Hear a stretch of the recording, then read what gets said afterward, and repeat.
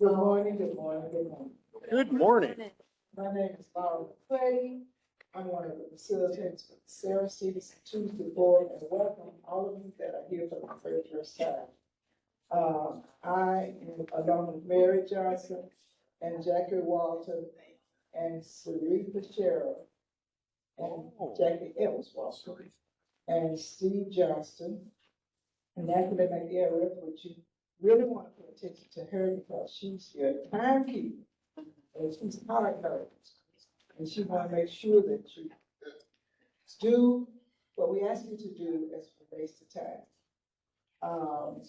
We'd like to welcome you here and we'd like to start our Tuesday forum. And as a matter of fact, our facilitator this morning is Winston Robinson. He will be in here just a few minutes, but we'll just we alternate facilitators, so you all will be following his directions.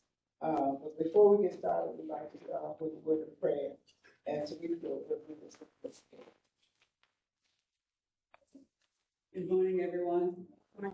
I would be remiss if I didn't ask Dr. Reverend Witherspoon to do the prayer this morning. Would you please? Absolutely. Let us pray. Gracious God, we thank you for this opportunity to gather as a community with our concerns.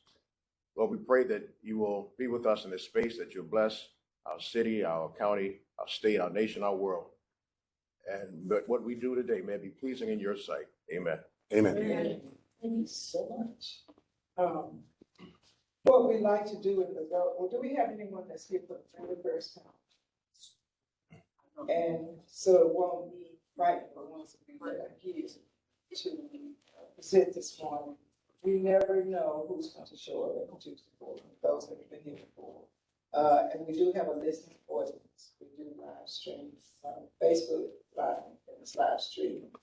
And we oftentimes get questions that are asked us to answer you by text messages. So with that being said, what we'd like to do is just to make sure that you understand that we as facilitators will allow you, we're going to give you 2 minutes opening statements. And we're going to start off with asking you to, those in our audience who would be asking questions, if you would, they have 30 seconds to ask the question, no commentary. We don't debate it here at all. And once they ask you a question, we're going to start off with a minute. What you think, minute? Okay, we're going to start off with a minute to answer, which I know that it's hard to answer some questions in a minute, and we may move it to a minute and a half, or maybe 2 minutes. We will see, because there's so many of you up here who want to give everyone an opportunity to speak, to share. So with that being said, let's Winston come in, he'll be facilitating, and we're going to ask you to get started. You know, just give us a little bit about your background, and you will see that there may be some questions that they will direct to certain individuals, or they will ask all of you to answer the questions that are being asked. Have I missed anything? Except for, did I say Steve Johnson over there, who is making sure that all of this is videotaped? And he keeps on our website. Please visit our website as well. So with that being said,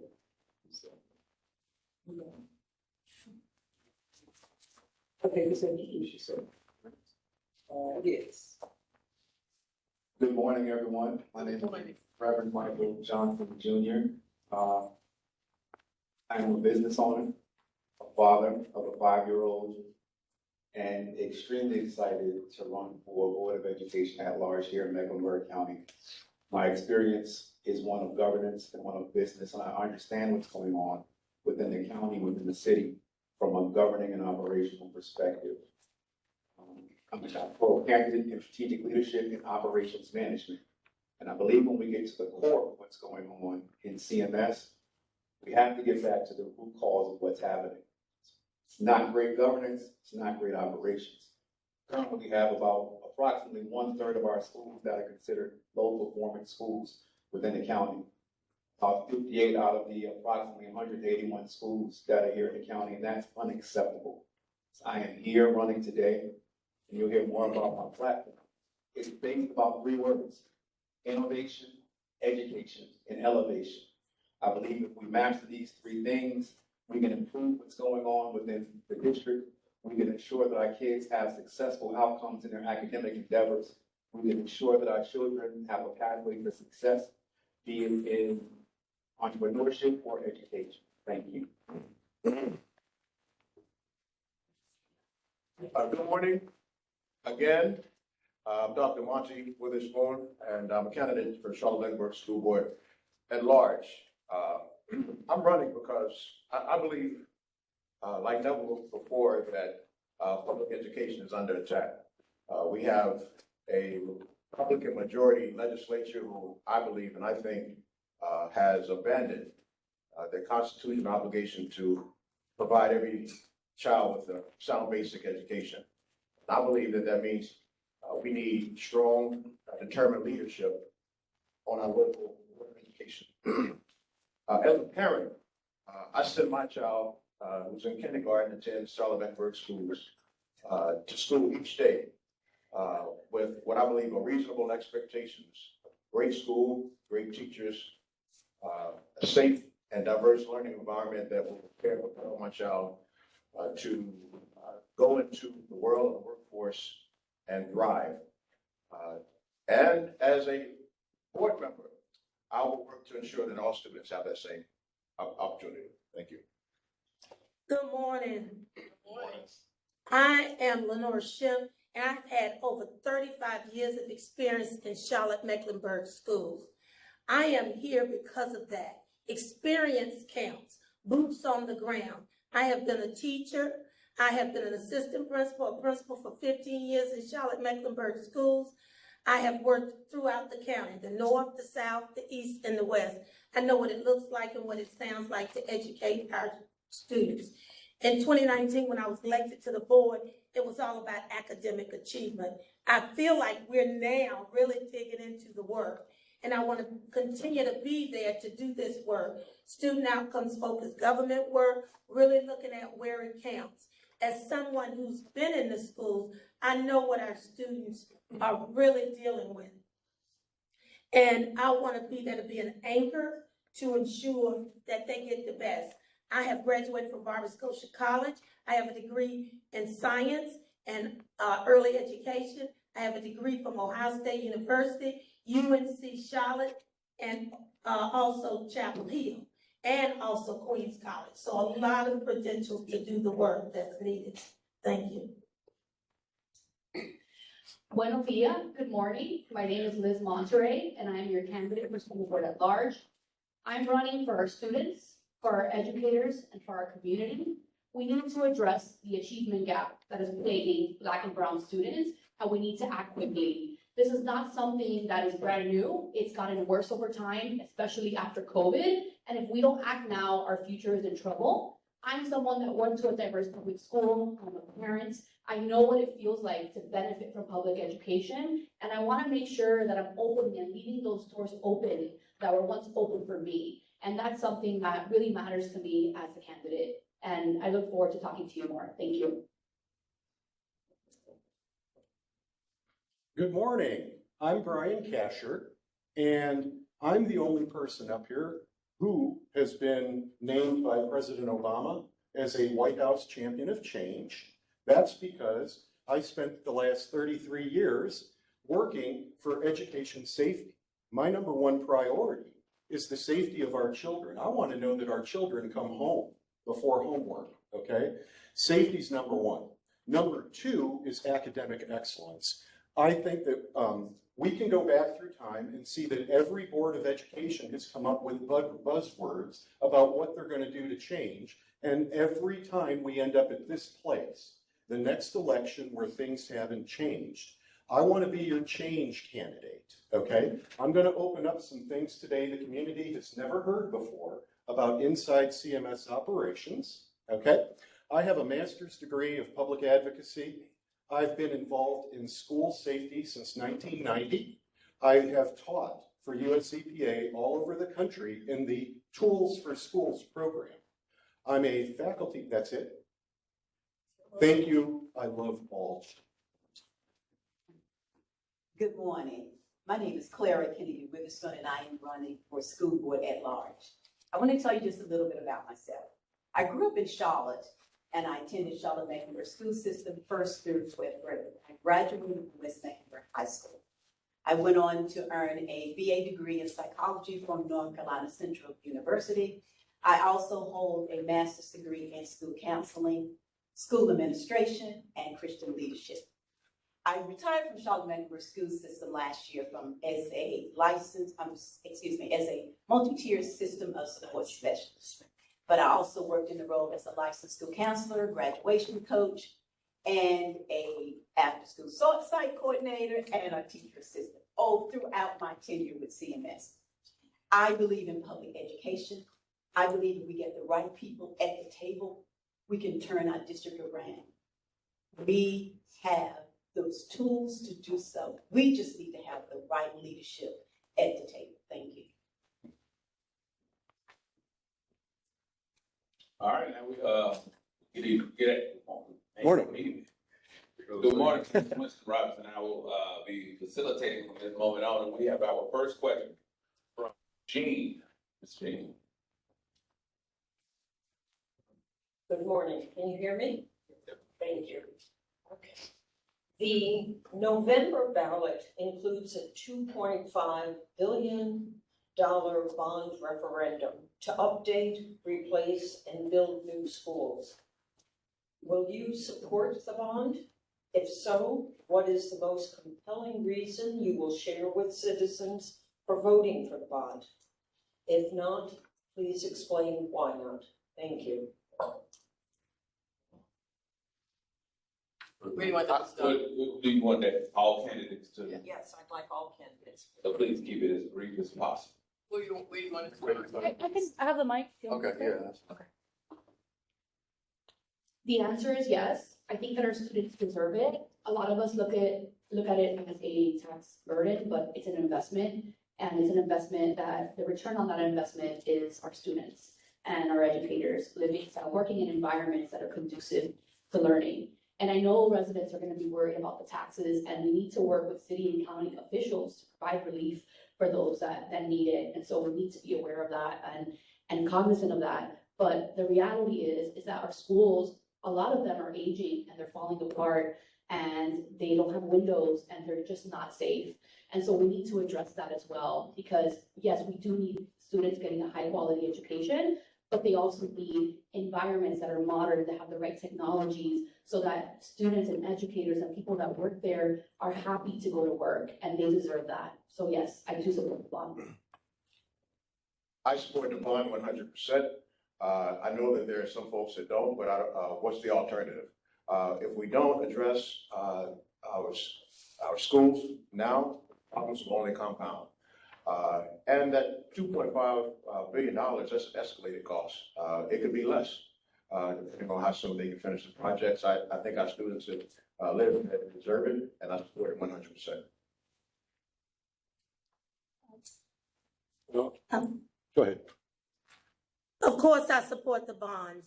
I was at the beginning of this, fighting hard for us to get the bond package where we are today. We know that we're behind on working on our school buildings. We need this for children. Someone asked, does it make a difference with teaching and learning? Yes, it does.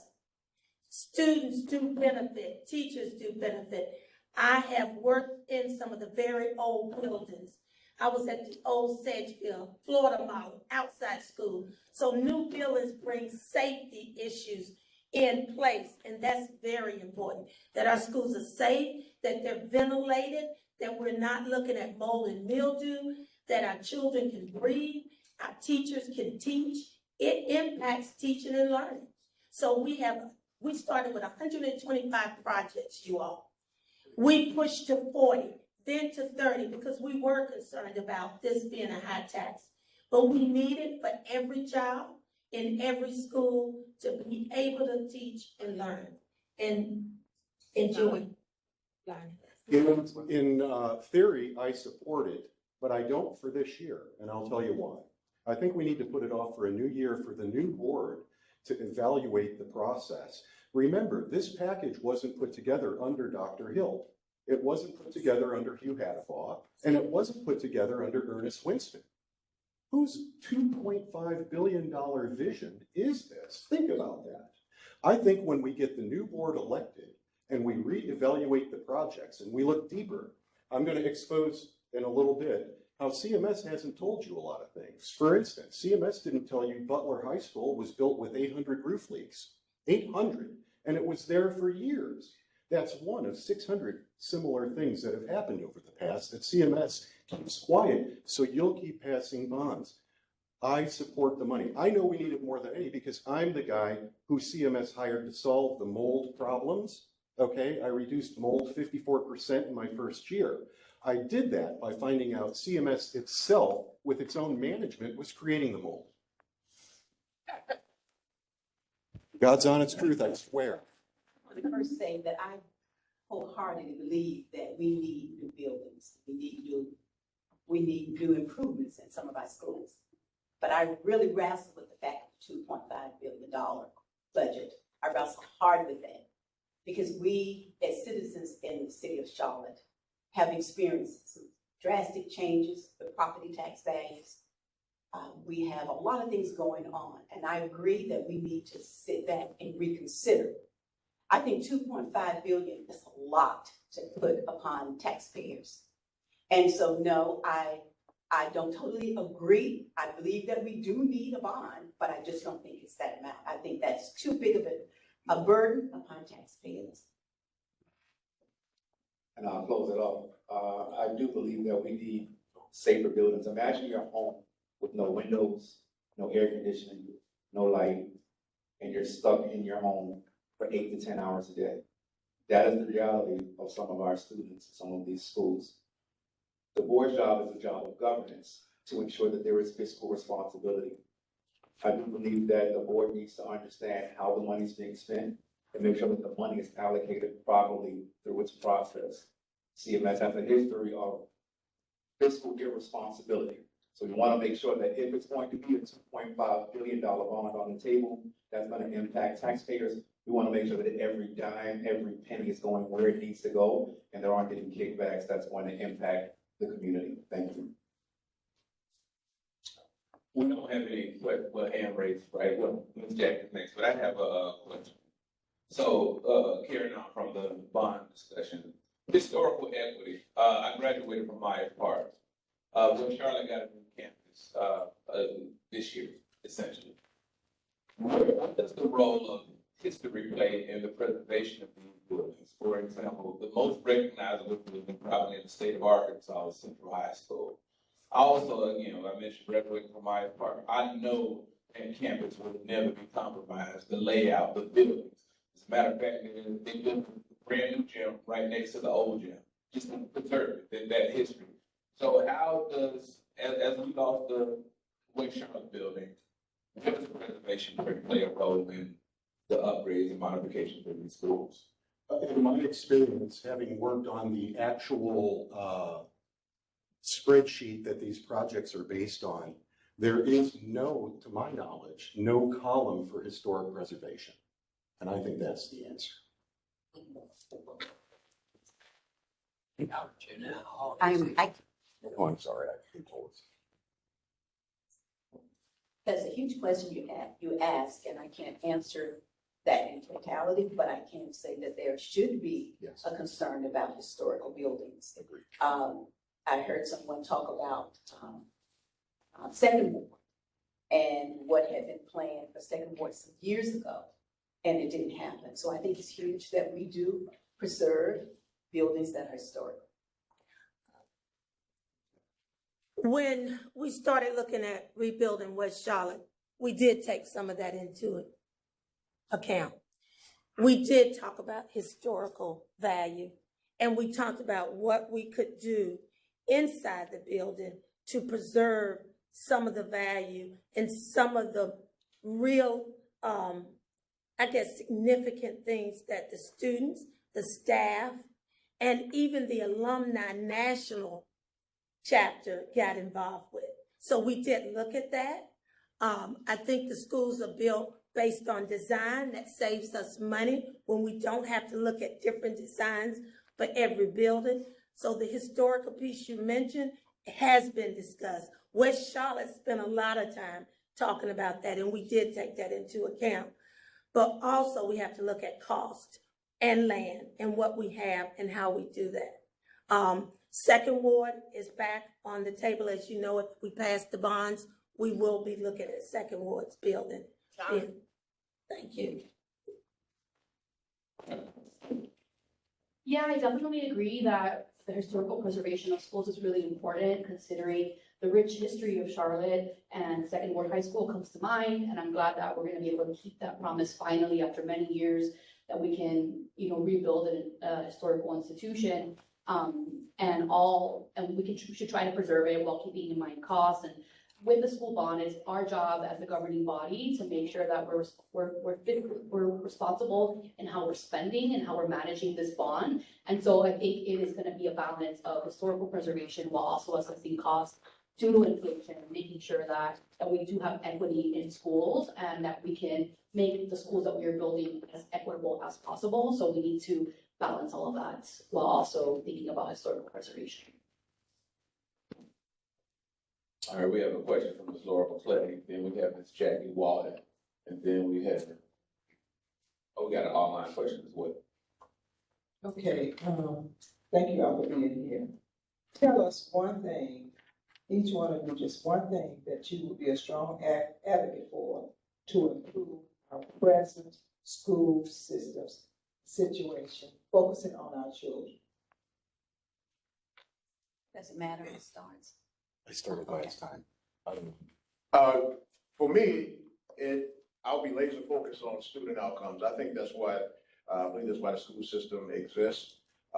We need to, there are a lot of peripheral issues, but we need to be laser focused on making sure that all of our students graduate college and career ready. So I will come prepared to roll up my sleeves and work to ensure that all students have a quality education. At the end of the day, it all comes down to ensuring that our students are successful. So yes, student outcomes are important, but we need to look at the totality of how we approach that. We're hearing a lot today about student outcome. We're hearing a lot about experience, but that doesn't equate to expertise. So we understand the what, which is student outcome, but we also need to have a dedicated plan on how we're going to get this done and achieve it. So yes, thank you. Academic achievement. Our students need to be able to read, write, and do math. Core basic instruction must be the focus. With our student outcomes focused government work, we're doing just that. We are spending time monitoring progress being made in the schools on a regular basis. That's what our student outcomes focused government work is about. We are looking at how we hire and retain highly qualified teachers that make a difference in every classroom. All of that has to happen. And I'm very proud of the work we've done to hire. The first thing the board had to do is to hire a leadership person, someone at the top that would be courageous to do the work, and that's Dr. Hill. We have a plan, we're moving forward, and that's the work I will continue to do, is to move us forward with academic achievement, social and emotional learning. It's a package, whole child, well-rounded. So it takes all of that to ensure that our children learn each and every day, and that's what I'm working on.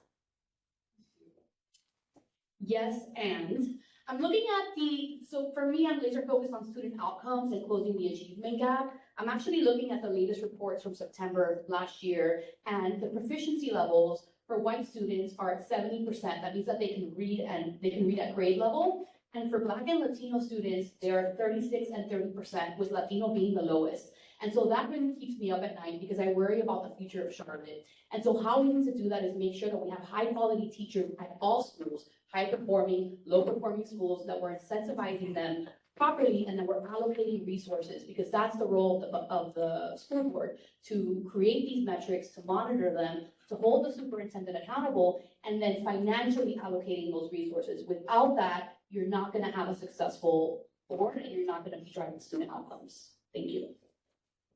I'm gonna say it with one word, accountability. Thank you. That was my issue last time when I ran last year.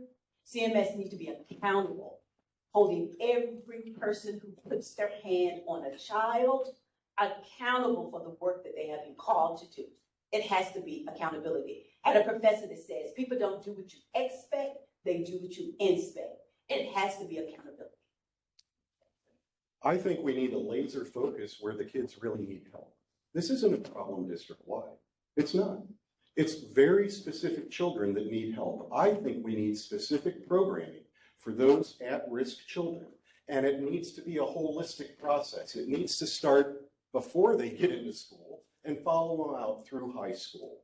And specifically, when I talk about academic improvement, what I know is that young children, when they come into the system and they don't know their own name, or they don't know how to write, or they don't know how to read, need extra help.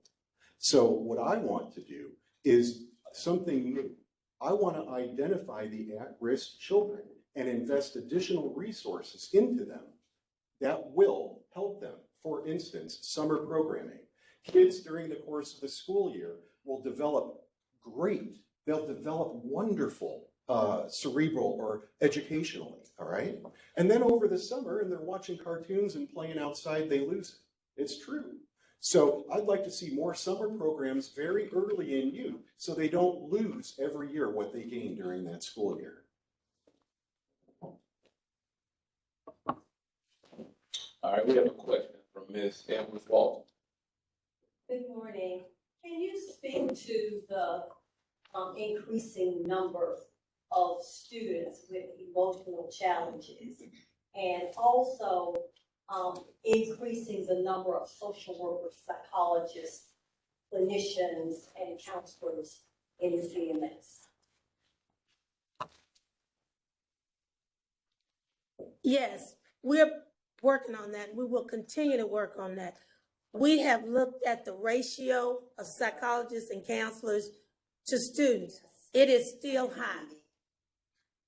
And we're going to continue to improve that. We know social and emotional learning is important.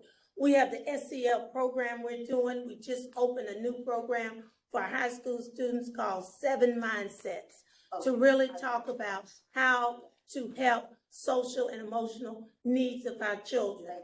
We have put in funding from the state. This is one of on our legislative agenda to ask for funding. We also have used our ESSER funds to create and hire more counselors, psychologists, and social workers. We know it's a concern, and we're continuing to work on it. So I think that's the key, is that we need them. And right now, you all know with the shortages, we're still struggling to get those teachers in, and our ratios are high. Can you, pardon me, the acronyms? Oh, SEL is social emotional learning. And that is happening in every school, at the elementary level, all the way to the high school level. We're actually talking about it. And we're also talking about how do we make a difference with our students, because it's the whole child. It's not just the academics, but we want them well rounded. So thank you. Can you pass that mic to Mr. Johnson? So we got to make sure we get the guys on the end. Yeah. So, One thing that you did forget to say was that moment of silence. yes. So again, I was a little late. Every forum we take a moment for silence. That is when we intentionally take the time to silence our phones. All right, don't be the one. If you do. All right, Johnson, you want to take that on? Thank you. When we deal with SEL or social emotional learning, and we deal with ensuring that they have support, we have to understand that it's going to take literally the community of Charlotte-Mecklenburg County to wrap its arms around CMS to ensure they have the support of which they need. And it comes down to ensuring that we have the right funding in place, we have the right personnel in place, and we have the right programs in place to ensure that our children are emotionally intelligent and they have the wherewithal to understand their own emotions, that they have the resources to process their emotions, to ensure that not just that they themselves are safe in the classroom, but they can outwardly express how they're feeling, because that in turn deals with safety in the classroom and in the school district. So yes, we need to have social support in the classroom and in the school district. But I think it's going to take not just the funding from the government, it's literally going to take the entire community to wrap its arms around CMS. And I think there's ways to get that done outside of connecting with the business community and nonprofit organizations to ensure that they are successful. It takes the entire village. So in terms of mental health, I'll tell you, during COVID, I think our children were very stressed. My daughter was senior class president during COVID, and I can tell you, she reached out for counseling, and she reached out through the school, and the counselor was a male that she didn't want to talk to, and the only way CMS would provide counseling was if she went through that male. That really complicated, and I'm not pointing fingers, I'm using this as an example. That really complicated the process of my daughter finding help, okay? The COVID situation, complicated by being class president, wanting to do good for everyone, really impacted her hard.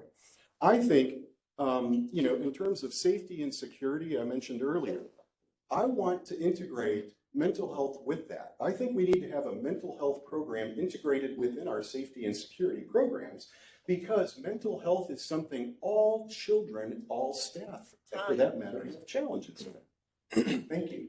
I'll just add to that, that I truly believe that CMS needs to leverage every resource available.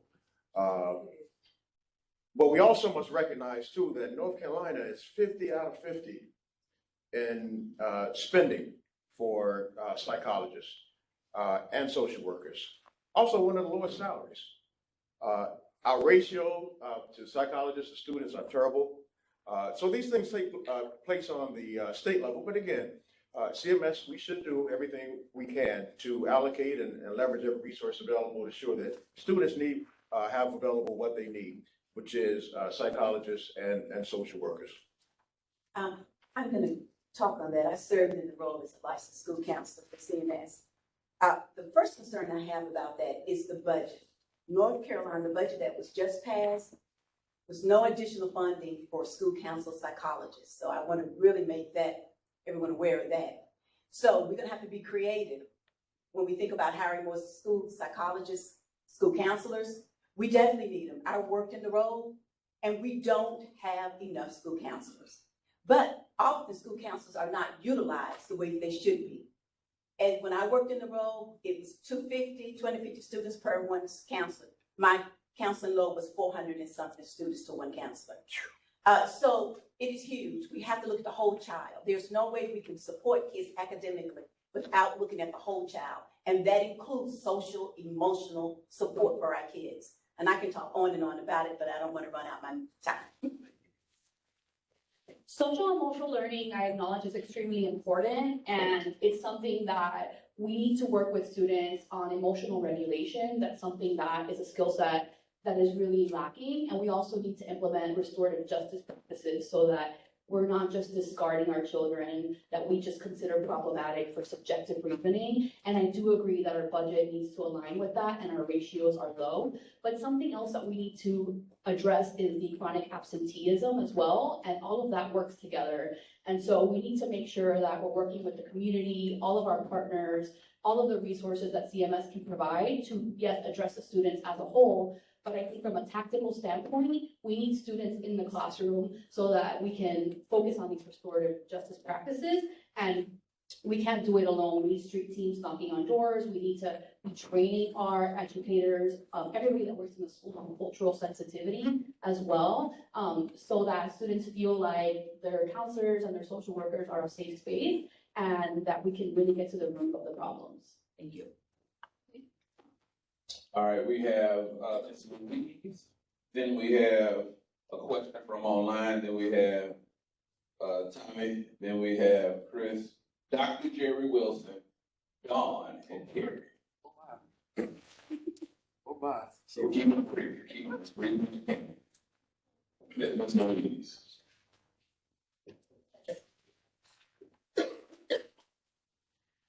crisis in teacher recruitment and retention is growing deeper every year. Of course, a good teacher is based on learning, which is what we're talking about. Right before school opened, CMS had more than 500 teacher vacancies, and they're continuing to have many vacancies. Given the low salary set by the state legislature for teachers, what actions would you take as a board member to help CMS recruit and retain teachers so that every classroom has a qualified teacher?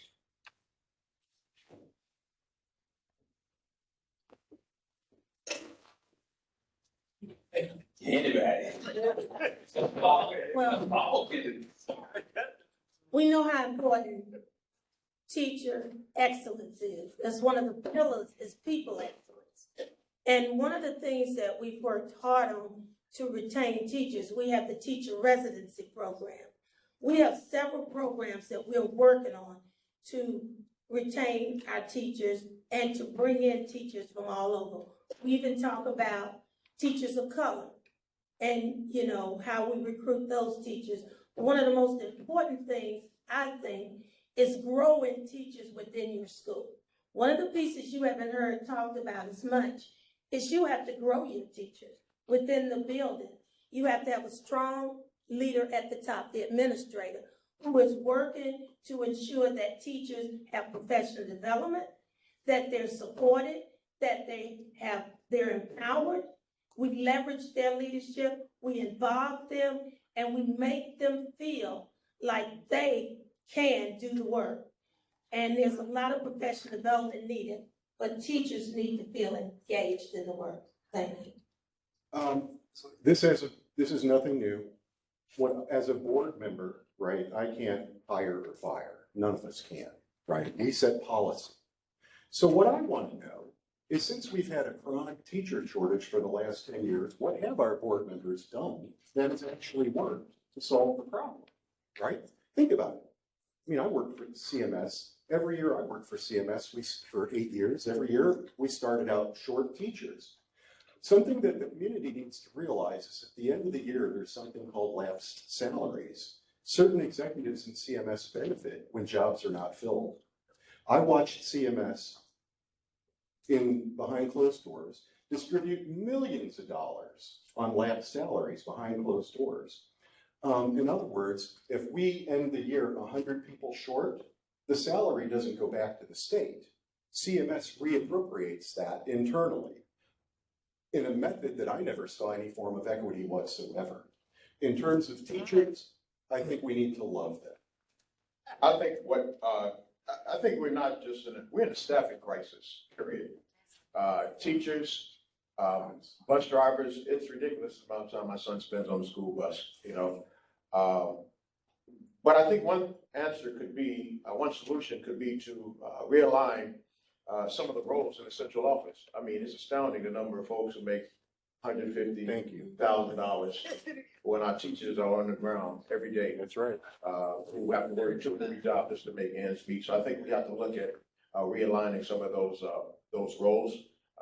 And also, as I said, we may even look at, I think last time I checked, CMS was the largest land owner in the county. We have to look at leveraging some of our real estate as well to provide some creative ways to provide incentives to teachers. Thank you. I also love teachers, and I think that we need to focus on recruitment, retention, and engagement, which is actually one of the guardrails that the school board is going to be working on in the 2029 strategic plan. And although we don't control the salaries, there are creative ways. For example, the school board not too long ago voted on a signing bonus for our exceptional children educators. And I know that 3rd grade teachers get bonuses for proficiency. And I think that's really important, because if you can go into a school and turn it around, that is great for your morale. And so we need to reward those teachers that have those special skill sets. And also sometimes like a school will be graded an F, and what does that do for the morale of the teacher? They don't want to be granted with that. Maybe they're working extremely hard and it's not their fault that, the school as a whole is considered an F for whatever reason. And so we need to be creative with that, and then also work with the county, because the reality is that if you're making almost minimum wage, how are you going to afford to live here when the rent is $2,000 a month? And so we need to be providing resources for our educators and having a stronger teacher pipeline. Thank you. Yes, ma'am, sorry. I think it boils down to 3 things. currency, culture, and community. We understand that teachers aren't making enough, and we hear a lot about professional development and what teachers should get. But I spoke to a principal literally 2 weeks ago, and she stated that her school gets only $750 a year for professional development. I think that's atrocious. There's no way possible to really develop your entire teaching staff with only $750 allocated to your school and to your resources. So the reality comes down to this: currency, culture, and community. We have to find creative ways that teachers are paid a livable wage, because the reality is teachers should not be paying out of their pocket to get supplies, taking care of the needs of their students. The culture has to be one where they feel valued, they feel seen, they feel heard, they feel appreciated, and that teachers feel supported inside the classroom and even from the community at large. Years ago, teaching was a profession that was honored. Today, teachers feel almost demonized being in the classroom because they have to deal with so much stuff. So let's remove some of the issues and the red tape they have to deal with, and as a community, wrap our arms around them to ensure that they are successful. And that's how we will train and even attract great teachers. I would like to say. It's not working. Can we get the other mic? Well, Sorry about I that. would like to say We need the first mic for the audience, I'm sorry. online. Okay, I would like to first say that I was very disheartened by the state budget that's only giving teachers a 4% this school year, 23-24, and then the next will be 3%. And then it get worse for teachers who have 25 years. And then I think it's only 2%. And so I am really disheartened that our teachers are not the first priority, because we only have great teaching when there's teachers are satisfied, valued, paid well. And so this board, our school board, our community, we're going to have to be creative, pulling resources from different places to ensure that our teachers are paid well. And that is the way I feel about it. And so we've got to do a better job of recruiting our teachers and maintaining our teachers. But it first starts with paying them well. Anyway, Robinson. The gentleman, you gonna answer? You already answered. Yeah. I'd be happy to again. No. Okay. I've lived in other countries. It's a known fact that America has one of the worst education systems in the world. Yet it's the richest country in the world.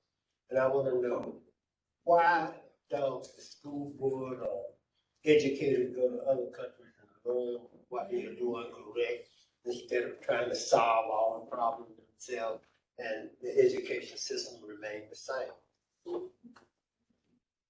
So I can speak to what happens in other countries. I haven't been to and worked in a few other countries across my career.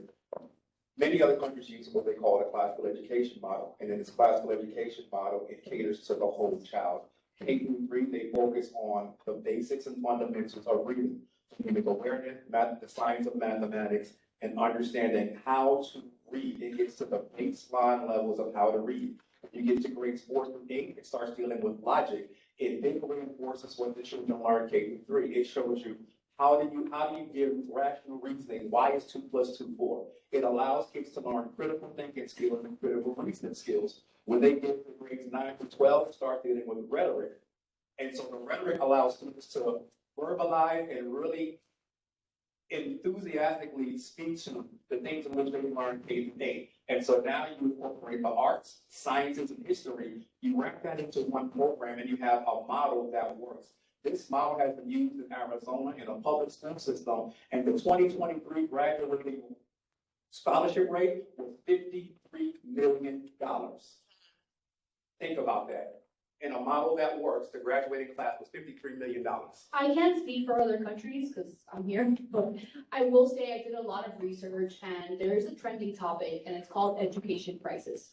And it's something that is impacting not just North Carolina, not even Charlotte, it's countrywide. And a lot of the reasoning behind it is standardized testing and how education has become somewhat of an assembly line. And so while that may work for the median groups, we also have to look at our outliers, and we need to have intervention practices, and that we're making sure that we're focusing on the core curriculums and having high quality educators.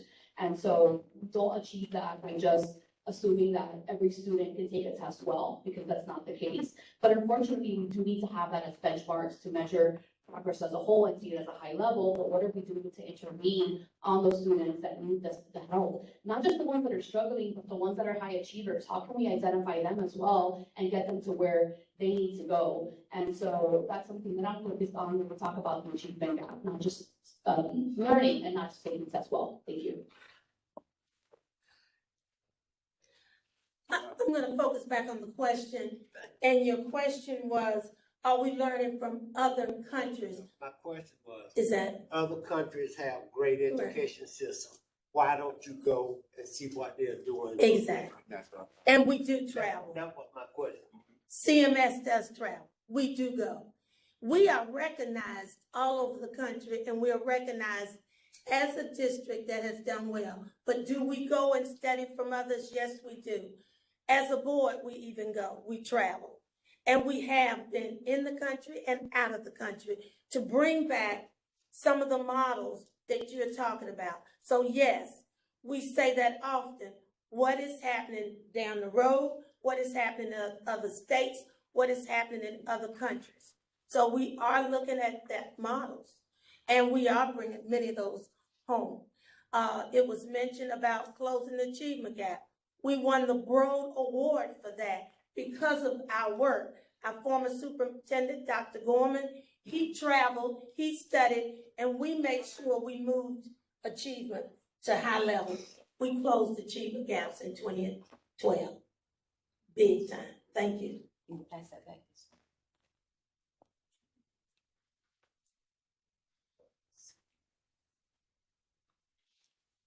Answering your answering the question. I think it would be an excellent idea for us to look at other models and utilize these models. But one of the things that I've seen with CMS, we start new systems all the time, but we don't consistently do anything. And I think that's the problem with CMS, consistency. Even with the MTSS process framework, research shows that it works. Multi-tiered system of support framework works. But the problem that I saw when I did the work is inconsistent. We don't do anything consistently. We have to do something. Nothing happens overnight. You have to continue to do it, keep your foot on the plow, and keep doing it to see the results. We don't do that. We'll move from one thing to the next. I think that is the issue, but I agree. Finding a model, follow the model, and stay with the model.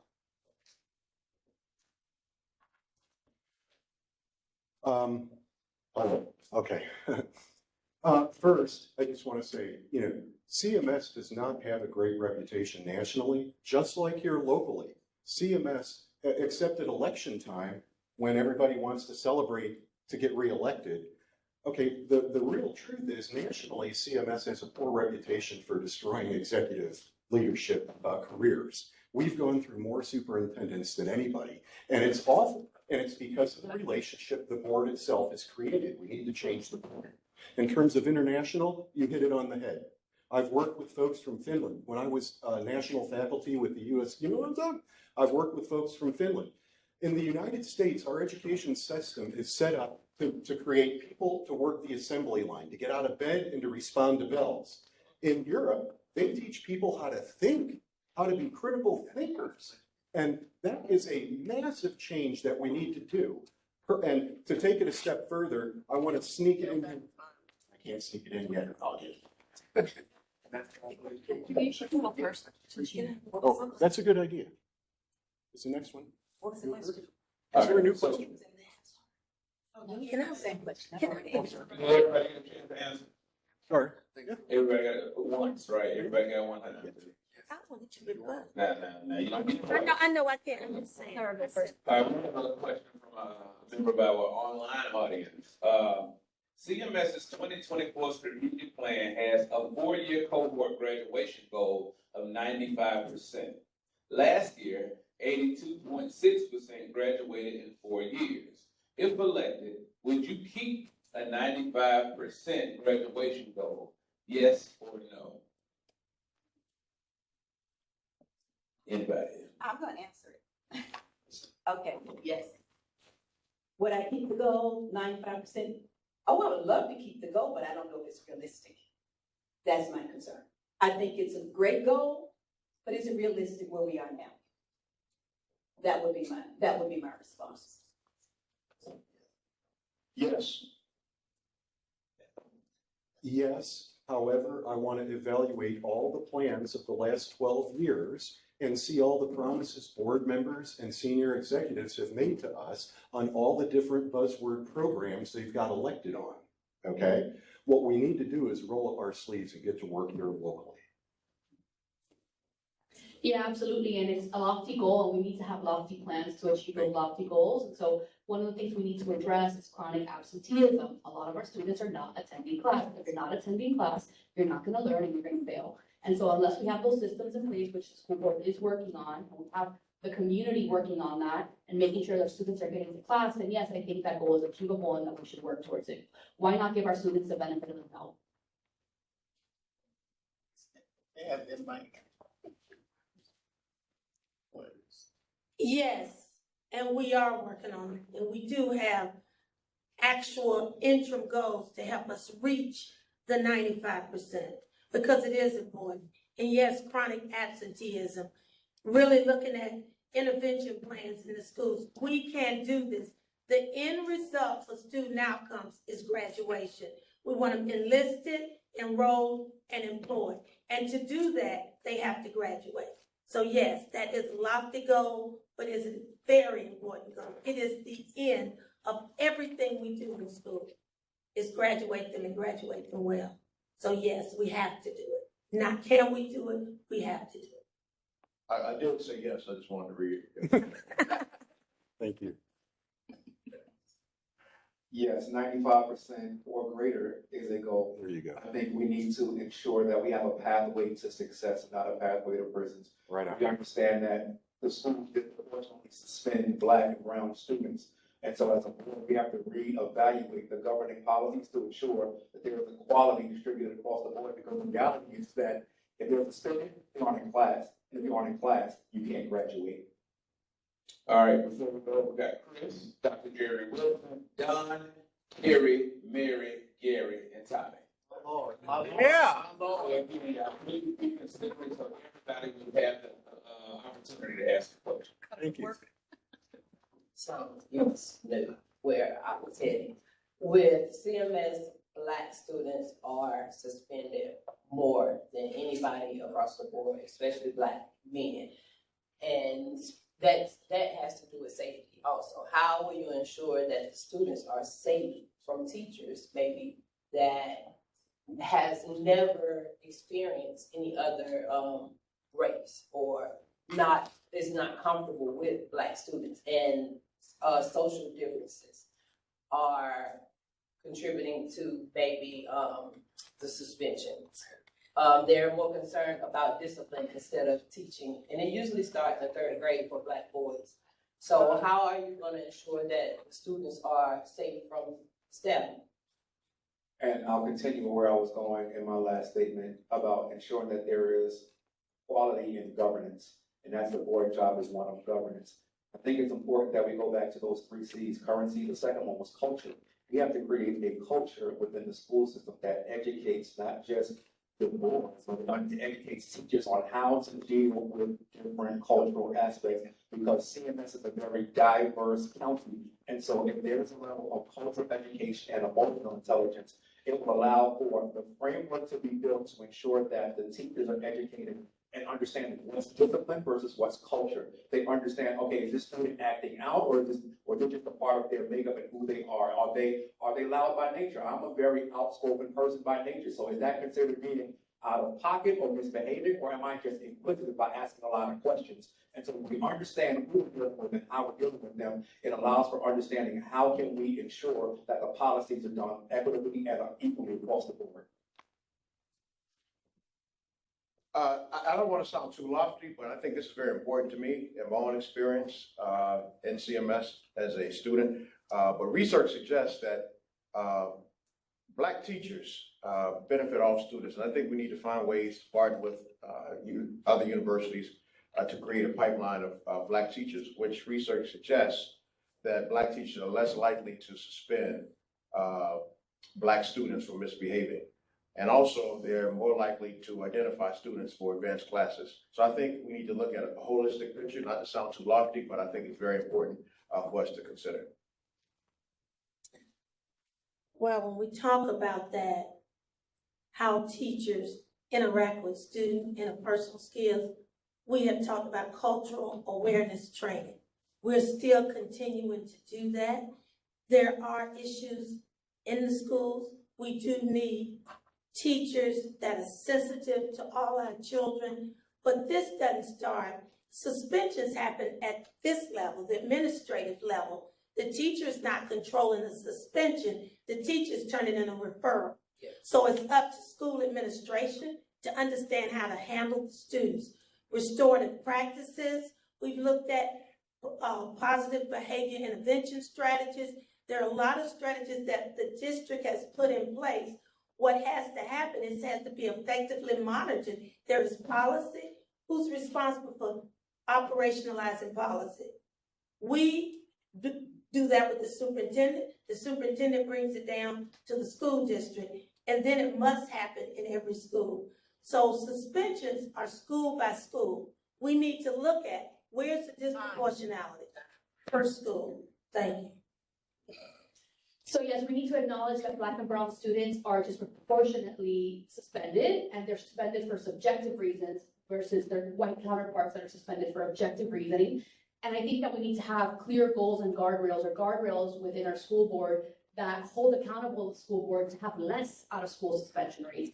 And we need to question why we're suspending, and we need restorative justice practices and a reduction in school resource officers, because school resource officers are triggering for Black and brown students, and that doesn't help get to the root of the problem. So just throwing them in jail and exasperating the school to prison pipeline, it's real, and we need to focus on that. And to me, suspensions and all that, to a certain extent, can just be a Band-Aid. And so we need to figure out how can we help these students with conflict resolution, emotional regulation, and not just saying, oh, you're a failure because you behave bad, but why did this happen? And giving them the benefit of the doubt instead of just sending them to Turning Point or just taking them out of school, because at the end of the day, they're out of school and not learning. Thank you. I'd like to respond to that. We don't go back and forth. Oh, Okay. You can respond. Okay. I'm sorry. Yeah. Responding to her question. Okay, let me get my thoughts together. I want to respond to your question. And I think the big thing is that we have to provide more professional development for cultural sensitivity for our students, for our teachers, not for our students, for our teachers. Because what we have to look at is the whole child. When we think about the whole child, many of our kids who have some issues, didn't just start at school. We have to look at the whole child, which includes the family. That's why we need good support services in our schools, social workers, counselors, because they bring that support. We have to look at the whole family. It's no way you can separate a child from his family. If a child is hungry, homeless, when he gets to school, he's not going to be able to function. We've got to support the whole child. Well said. Thank you. Cultural bias is real. It's absolutely real, right? I mean, there's no debate. But I think white on black and black on black suspensions, I'm not sure the data shows any difference. What I think we need to do with the suspensions issue overall is deal with the tweeners. Those children who are not college bound and those children who are not intent on going to jail. What are we doing for those kids? Those are the kids that get frustrated in class learning whitewashed history and end up getting in trouble because they can't deal with mentally what they're being taught in school.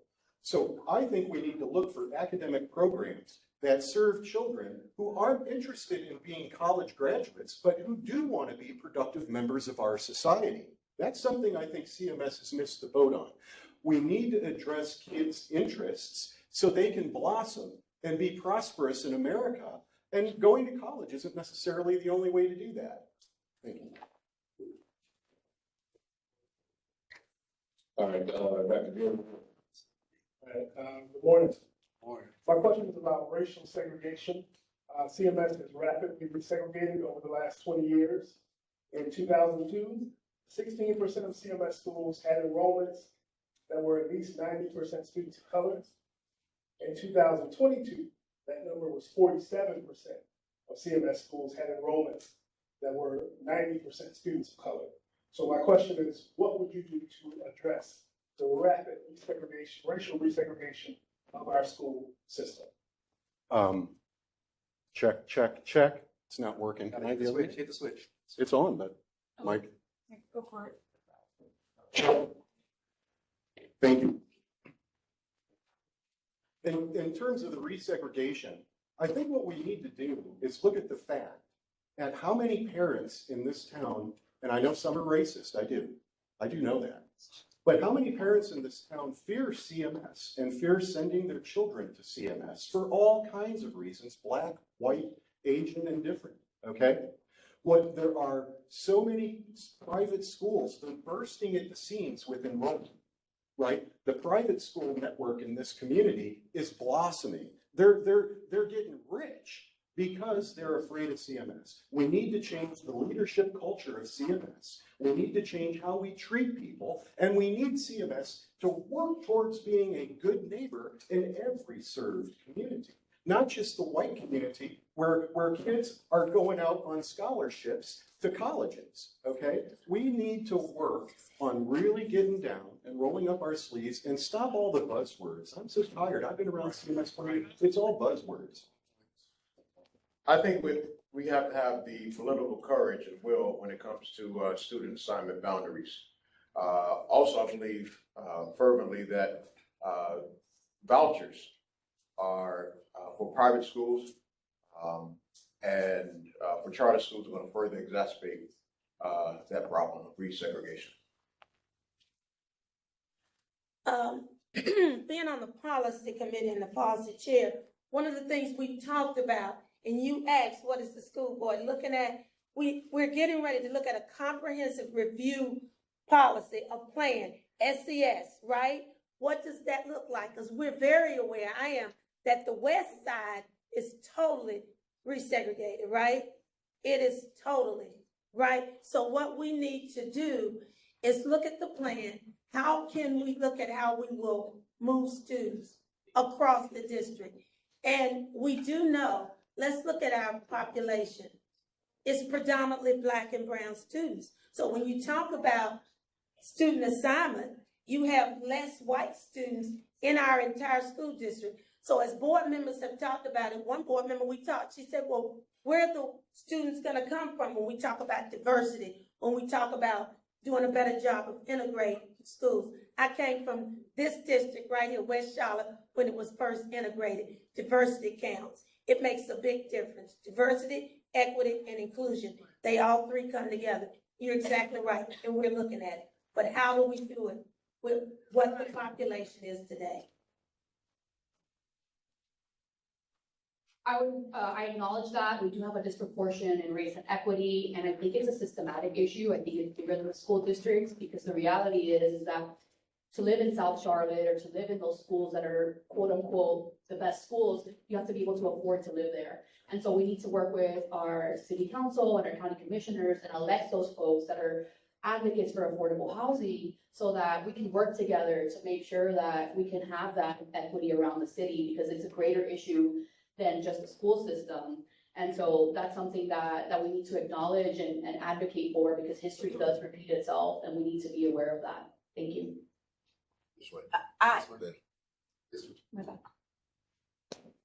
I attended schools here in Charlotte when they were segregated. I've also attended schools when I was part of the bus as well as segregated schools. So that question that you asked, I sit here and I pondered on it, I wrestled with it. And my thought was, when you ask about race, are we talking about race because we're looking at providing quality education for students? If that is the reason that you're centered around, if that was your question and that was the purpose of the question, then I'm going to say this first. I went to a segregated school and I got a great education, a very good education.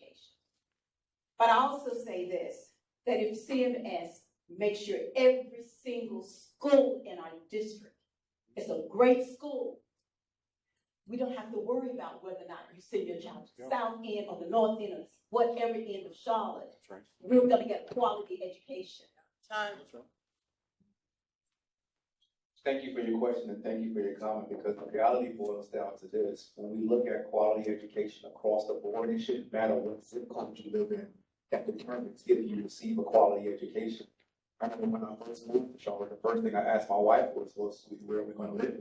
Because I've been told that if you live in this area, the schools are great, but if you live in this area, the schools aren't that great. They don't have enough teachers. They don't have enough resources. 58 out of 181 schools are considered low performing. That's again under a C. So that means T's and F's, not the grades that these schools have received. So we have to get back to the fundamentals of education, teaching, reading, writing, and arithmetic, making sure that our children have equitable education. These aren't just buzzwords. But the reality is this. If every school is a great school and is receiving quality education, it shouldn't matter where we live. And at that point, we aren't dealing with segregation, we're dealing with education. And we're dealing with the quality of education in the schools. And it goes back to what happens at the board level, what policies they issue and how it filters down to the classroom. All right. All right, we have a lot of questions in a little time. We're stopping for the last question in the hotel. Right now, we have Don, Terry, Mary, Gary, LaWanna, Carmenia, and Tommy. Please try to keep your questions at 30 seconds. If we don't make it, we just, can't make it, but we're trying. Good morning. My name is Dawn Lacey Williams.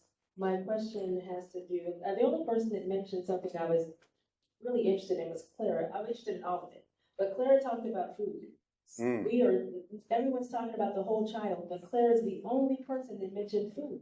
There's food insecurity rampant. There's racism in dairy. There's not a single option for plant-based milk in CMS schools. And what we're doing is sitting here talking about the whole child, while the children are hungry. The school, they're lying with complete. I'm gonna get to the question. It's not 30 seconds, I'm in 15. I do radio, so I know how much time. I'm almost finished. My question is, what is your position on plant-based options and taking the racism out of school dairy and food products at CMS? It's there and it needs to be addressed. I'll be very brief.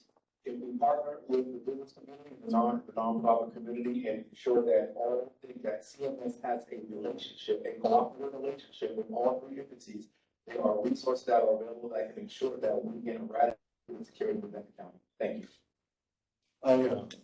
Having worked with Child Nutrition and helped develop their sustainability program, I can tell you, they've always been open to suggestions like this. Child Nutrition, free meals, what's on the thing. I'll tell you, plant-based would be wonderful. I think that's really the direction that we should be looking at in a lot of different ways. But my belief is child nutrition would probably be open to that if we could make the economic case that it won't cost more to provide. And that's what they're going to tell you. It comes down to money.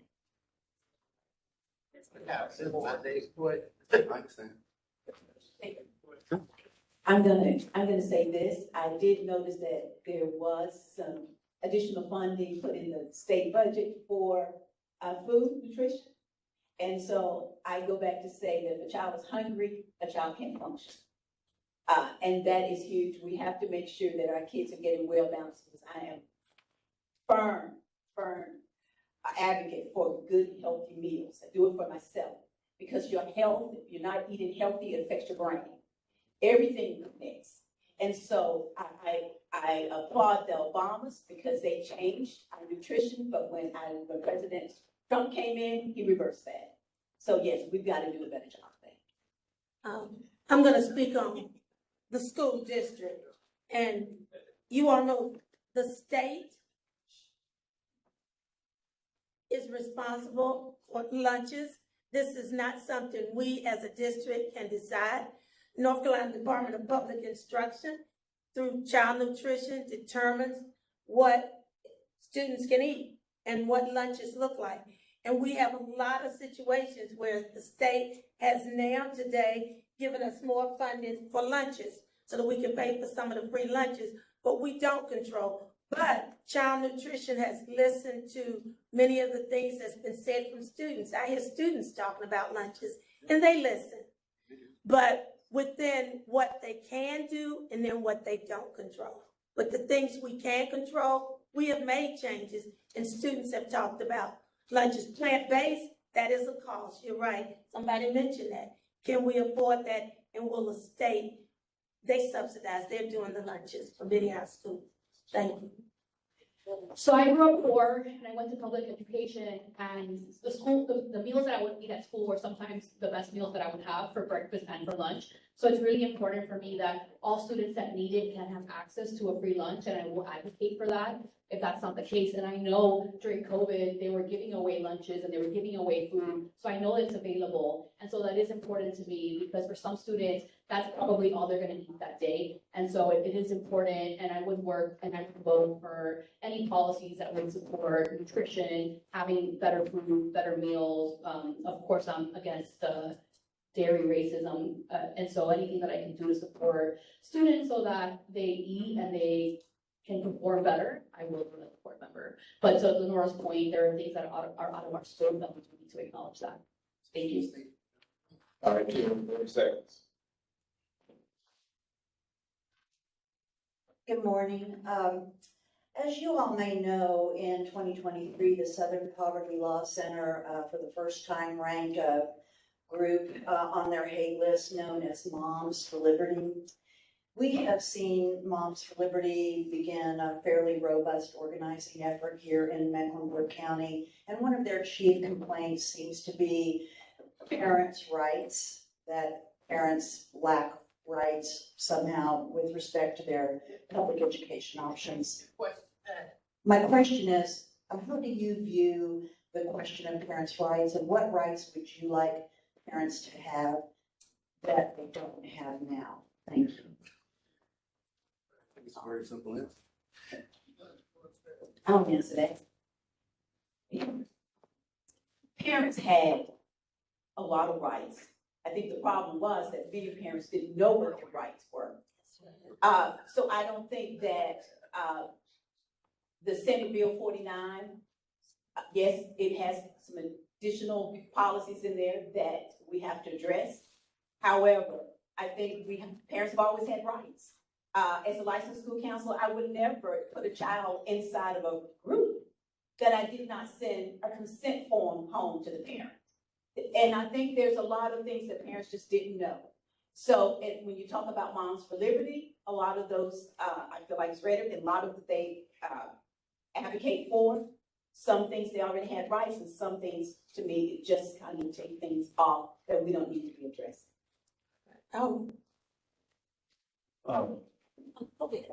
Yeah, Moms for Liberty at the national level is definitely a hate group. Locally, I didn't know that they were growing. I knew it was 5 moms and a dad that talk at school board meetings, but I hadn't seen them as a threat on this community at all, because they just don't have the power. We have 8 Democrats and 1 Republican on the school board. What I fear is the votes of the school board.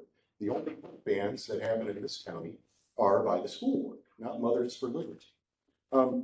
And so when it comes to parent rights, I think transparency is what we need. Carol Sawyer blocked, I led the community delegation to expose CMS hiding lead poison in minority schools. Me, Brian Kasher, I was the scientist that led that. Carol Sawyer blocked the release of this information from the public, saying that we could not know what levels of lead our children were exposed to, because this document would endanger the children. Okay? I think we need truth. I'll just say, someone who's been at the school level, and also the policy chair, who read a lot of the policies for Senate Bill 49 that we had to put in place. Parent rights are important.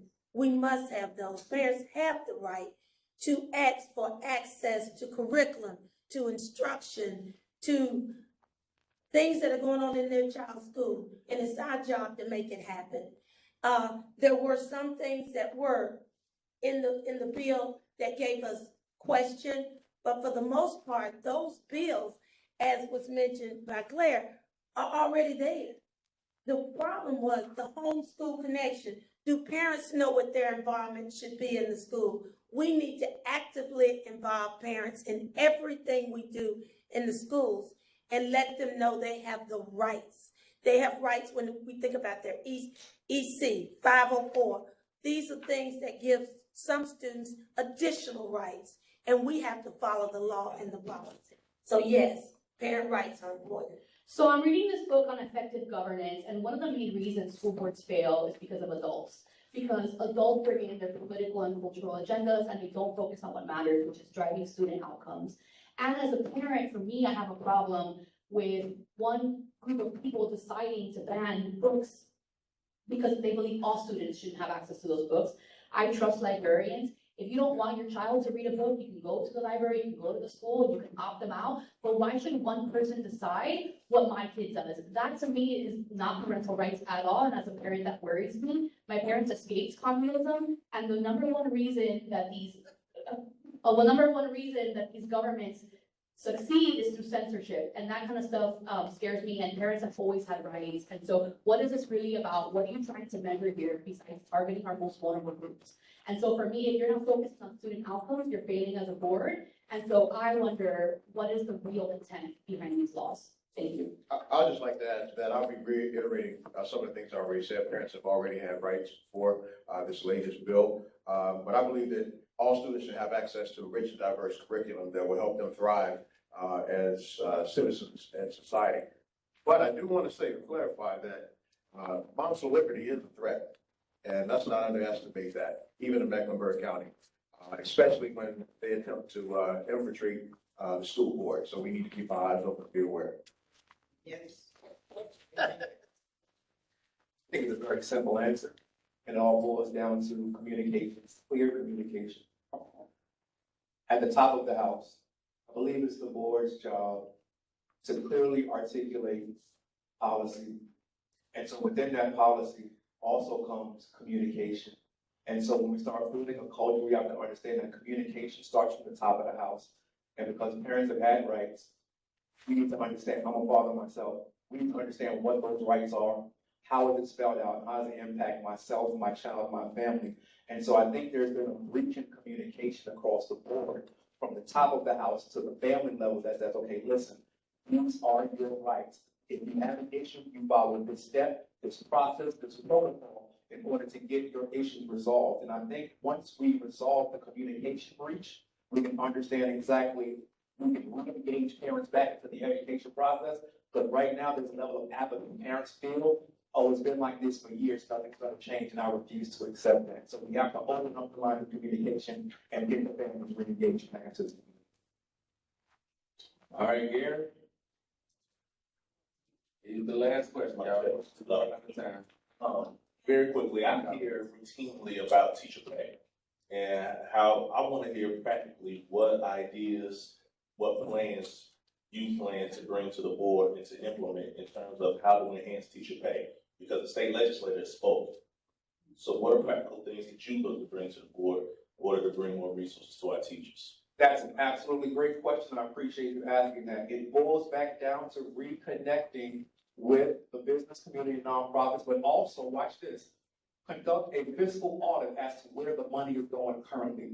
Currently, CMS has a $2.1 billion operating budget that they say it goes to people and personnel. But having taken a look at the budget, there's many line items that just says administration or administrative efforts. I would like to know exactly what are those administrative efforts, because the reality is this. Yes, it's the salaries are done at the state level, but CMS has a right to reallocate money that's already approved in their budget. So if the school has a history of wasting money, we need to figure out how to reallocate and redirect the money that they're spending and put it back into the hands of people that matter most, our teachers.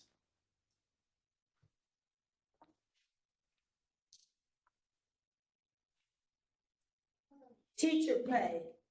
I have advocated for teacher pay all the way at the state level.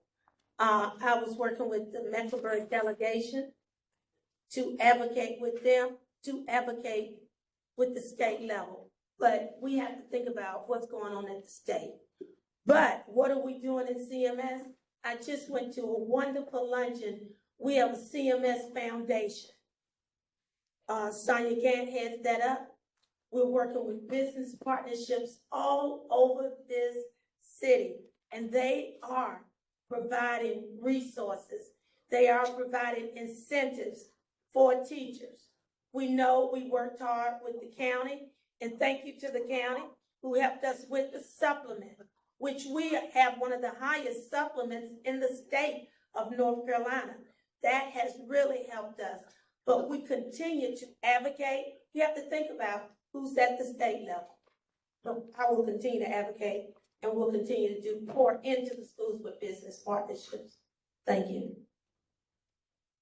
Yeah, I think that I will always stand with educators and I will advocate with them in any way that I can. The pay is set at the legislator, our county does supplement, so we need to make sure that the county continues to supplement and figure out ways that we can provide an additional incentive and bonuses. So signing bonuses for educators, incentive bonuses for having proficiency in classrooms and reaching those targets of college and career readiness that we want to hold them accountable to. We need to make sure that they have their environment, the culture that they work in is conducive to learning, that they feel happy to be in schools, voting on that bond so that their facilities can be up to speed, giving them the professional development, giving them additional dollars for professional development, having a teacher pipeline, paying educators more that have masters, that are bilingual, that bring additional skill sets, and we need to focus on that and advocate for them. And I will do so when I'm on the board. Is that what's your plan? Yeah. I mean, what's your plan? Teacher pay? There's only one way we're going to increase teacher pay, and that's electing Democrats. Let's just get realistic. There's no other way that's going to happen in North Carolina, okay? We are so fortunate to have our county commission. Without our county commission supporting our schools, we would have 20 to 30% less teachers right now, folks, okay? And I think what we really need to do is elect people who will tell the community the truth, okay? When lead was poisoning our children, the CMS Public Information Officer is quoted as saying, no health or safety concerns were found, therefore there was no need to notify parents. The Board of Education chair said, CMS says it notified parents of testing before they did the testing, but not with the results. I was a little bit concerned, but from my understanding, those levels are not harmful to young children. They were hundreds of times above the poison level in our community, and our Board of Education covered it up. The superintendent of schools said, I think, first of all, we didn't find anything that was really noteworthy or newsworthy. If we had reason to believe our kids were in harm's way, we would have handled this differently. There were hundreds of poisoned children. Responding to your question. I think first, I agree with what I heard someone say on my far left here, is that we need to audit. We need to see how we are spending money. We already know that there's not going to be any more money coming from the state budget. We know what that is because it has already been approved.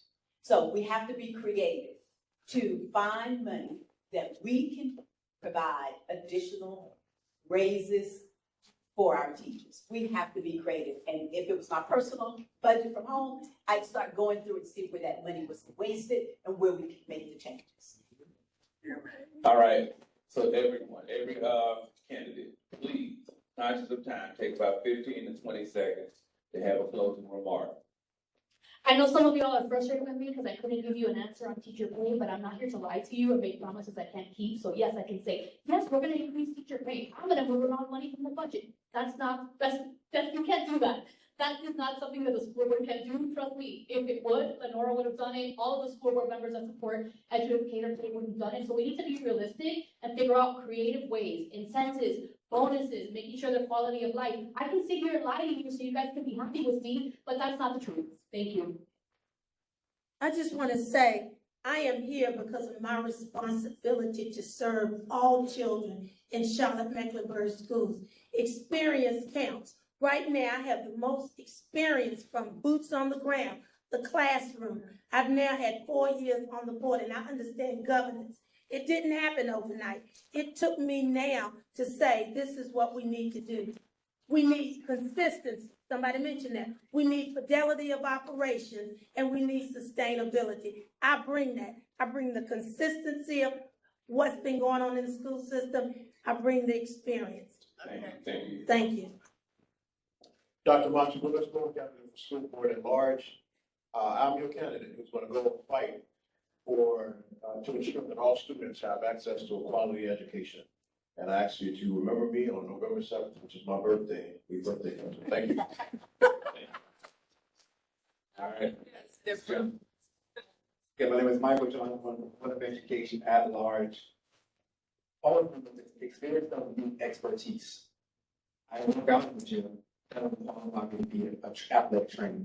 And so I have a plan, a dedicated plan that can ensure that our kids receive a quality education, that we increase student outcomes across the board, and we ensure that we can train and attract great teachers because public school is the foundation of our community. Okay, my name is Michael Johnson. I'm running the Board of Education at Large. Thank you. Can we have?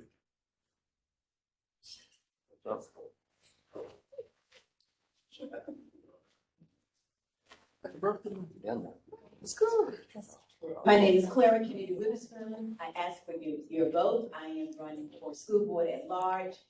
My personal values are honesty and trustworthy and faithfulness. And I want to be a servant and work on this board to serve all children. Thank you. All right, thank you so much. I'm sorry. Brian Casher, I would like to be your vote for change on the school board. I'm for truth, transparency, and integrity. I cannot support board members who allow lead to be covered up, mold to be covered up, and all this stuff to be openly covered up, right? No one's talked about the audit. There's an annual audit. It's this thick. Every year the budget is audited. Like I said, CMS does move millions around at the end of the year. I was in the room when it happened. And it happens just about every year. There are things we can look into, but there is a substantial audit every year. I wish our board member had shared that. I forgot to say my name, Liz Monterey, running for school board. All right, thank you. Let's give a round of applause. Before we move on to a few announcements, I know, Don, you have an announcement. Thank you. Just wanted to announce a remarkable new inaugural program coming to Charlotte on October 7th. It's called Eat, Drink, Disrupt Summit. It's Ed Summit. It's a Black and Brown led clinical, culinary, and wellness equity program. It's gonna be right there at 1201 Elizabeth Avenue. I have some hands out for you. I know we're already behind the time. So I wanna make sure that we have doctors coming from across the country. It's a whole food plant-based conference. Not a vegan junk food conference. When I said food, I didn't mean beyond sausage. I meant plants. And I mean, all our BIPOC vendors, all our vendors are Black and brown. We pay our chefs to come in, they're Black and brown business owners. And this is all about reclaiming health in our communities and re-educating community on cancer, arrest, development, and prevention, and heart disease, arrest, prevention, development, and prevention. I did not say management. And these doctors are Stanford and Yale trained doctors, Black and brown. Right, so if you'd like that information, just let me know. Thank you. All right, talk to Don. Thank you. Just want to say real quick, CREED, the Center for Racial Equity in Education, we're hosting an education policy chat on school resegregation, October 26th at Davidson College. I have these flyers in the back. I'll pass them out. Free community conversation, October 26th. Thank you. Thank you so much, and we will have the rest of, if you have an announcement, please send it to Steve at sjohnson with the P at bigforumcharlotte.org. Thank you so much for attending. We will see you next week.